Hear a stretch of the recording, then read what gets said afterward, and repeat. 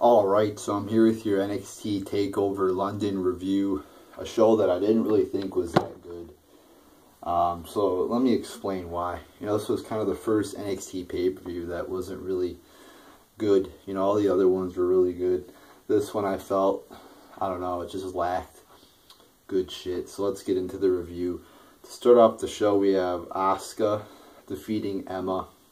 It was a pretty good match here. Not great. It was good. I thought it had some good spots in there, and I don't know why, but Asuka likes to use her ass in like all her moves. Every one of her moves, she's like hitting Emma in the face with her ass. But still, I thought it was a good quality match. Had some good moves in here. So I'm gonna give it 3.25 out of 5 stars. And whatever happened to Emma, they put her on the main roster, and now she's back in NXT. So basically WWE is admitting they failed. They wanted to put Emma on the main roster. She was on the main roster for a little bit. And now she's back in NXT again. What the fuck is that? Then we have Dash and Dawson defeating Enzo Amore and Colin Cassidy, I think his name is. Wasn't really that great a match. It was kind of your typical tag team match. I thought it started out pretty slow. At the beginning, picked up a bit at the end, but still wasn't that great a match. There wasn't, that many good moves in here. So I'm going to give it 1.5 out of 5 stars. And, apparently this Colin Cassidy and Enzo Amore, people like them. They have a pretty cool little entrance there, and they say the little, what's his name? Enzo Amore does his little promo. It's kind of like, I guess, the New Age Outlaws with their little promo before the match. But, Dash and Dawson, I don't know who these guys are. But they don't really look that great. Because they didn't really put on that good a match here. But, yeah, I'll give it 1.5 out of 5 stars. Then we have Baron Corbin defeating Apollo Crews.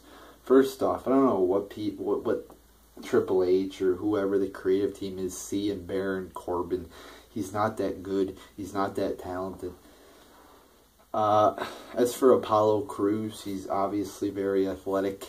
He's, got a nice little build. Like he's fucking strong. He kind of reminds me of Biggie Langston a little bit. And he's black too, so there you go. But he's got a few nice athletic moves. But other than that, he's not really that good. He's not a guy that I could envision putting on like a fucking great match. Because he could do, some cool moves like the standing backflip. Okay, he does a standing backflip. And now, you gotta do more than just a fucking move. You gotta do more than just the same shit every, fucking match. He doesn't really, it's not like, he doesn't seem like the guy who would have like great chemistry, like great technical ability to, go out there with somebody and really mesh well and do some cool counters or some, high spots. I don't know. This guy doesn't seem like he's that great. And this match I thought was slow. I thought it was boring. I thought it wasn't that good. So I'll give it 1 out of 5 stars. Just a, pretty boring fucking match. Then we have Bayley defeating Nia Jax, and this was another fucking slow, boring. Who the fuck is Nia Jax? All she is a big fucking girl. She's not that talented. I'm not a big fan of big wrestlers because it's usually much slower wrestling, and then you got matches like these where you got fucking like the bigger, in this case the bigger woman just beats down the smaller one for like the whole fucking match, puts on a bunch of fucking rest holds. What she do, like fucking Samoan drops. It's like, it's a fucking Samoan drop. It's not like it's that cool. And it was just fucking slow. It wasn't anything that special.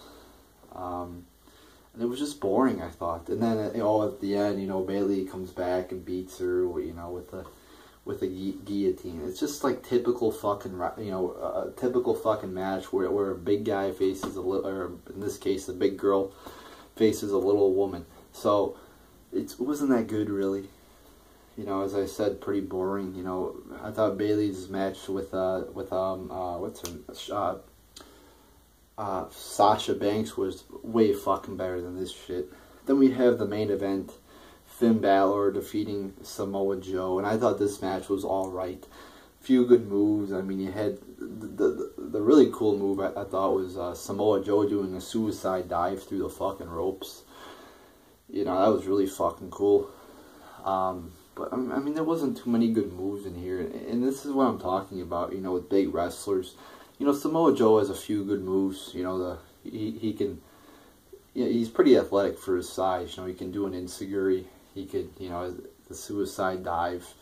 But, again, he's a big fucking wrestler. He's a big guy. And usually big guys put on slower wrestling.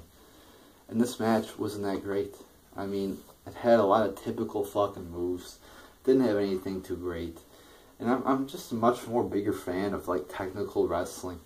You know, most big guys I don't like. You know, I like a few, you know, like Cesaro, Brock Lesnar.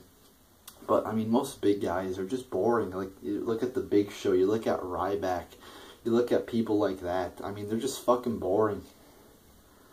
You know, they're fucking, like, if you look at and I like, you could consider Kevin Owens big. He's big in the fucking waist. But, you know, like, look at Samoa Joe. I don't know. It's like, a lot of people like him. A lot of hardcore fans like him. But I just haven't seen anything. Maybe I'll like him in the future. I haven't seen much of him yet, but I just haven't seen anything good out of him yet, really. I haven't watched much of him, but I have not seen anything too good out of him yet. So yeah, that last match I'll give 2.5 out of 5 stars. And overall, I'm going to give this pay-per-view 3 out of 10 stars. You know, the crowd was really great. But if you look at the crowd chanting, like they were chanting random chants during a lot of the matches. That usually tells you when they're chanting random chants that they're bored. So that's not good. You know, like they do that on Raw. They chant the announcers, JBL, Cole, Lawler. You know, that's not good that they're doing that. That means they're bored. So yeah. So this show, I mean, I thought it was not that good. And everybody, oh, you don't like NXT? No, I love NXT. A lot of great shows they put on. I just didn't think this one was up to par. But there you go, people. There's your NXT Takeover London review.